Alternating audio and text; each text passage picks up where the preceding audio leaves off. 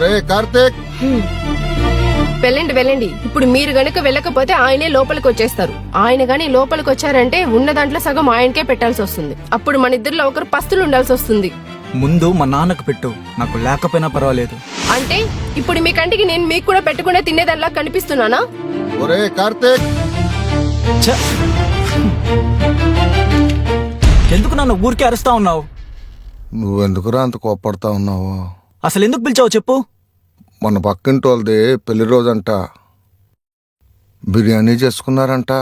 బిర్యానీ అంటే నాకు ఇష్టం కదా అని బిర్యానీ ఇచ్చారు. అయితే తినేవచ్చు కదా, నాకెందుకు చెప్తున్నావు? తిందామని అనుకున్నానురా, కానీ అప్పుడు నాకు నువ్వు గుర్తొచ్చావు, అందుకే తీసుకొచ్చా.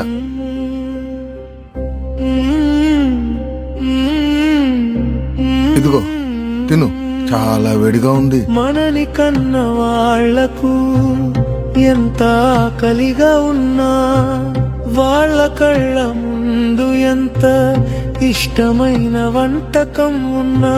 నాన్న, మన పరిస్థితి బాగోలేక సరిగ్గా కూడా వండుకొని తినట్లేదు కదా నాన్న.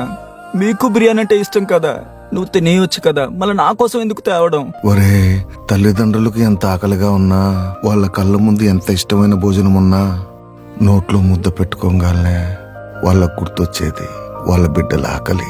అది వాళ్ళ నోటి దగ్గర పెట్టుకోగానే, ఎందుకంటే వాళ్ళ బిడ్డల ఆకలి తీరిపోతే తల్లిదండ్రులు తినకపోయినా వాళ్ళ కడుపు నిండిపోద్దిరా. ఇదిగో తిన్నయ్యా. కడుపులు నిండితే చాలు, తల్లిదండ్రులు తినకపోయినా వాళ్ళు కడుపులు నిండిపోతాయి. అమ్మనన్న తినకపోయినా మన కోసం ఎత్తి పెడతారు, మన కోసం నిద్రలేకపోయినా నిలబడతారు. మనల్ని కనక ముందు నుండి మన కోసం కలలు కంటారు, మనల్ని కన్నాక మన కోసం నాన్న, ఇదిగో ఈ బిర్యానీ నీ భార్యకి కూడా పెట్టయ్యా.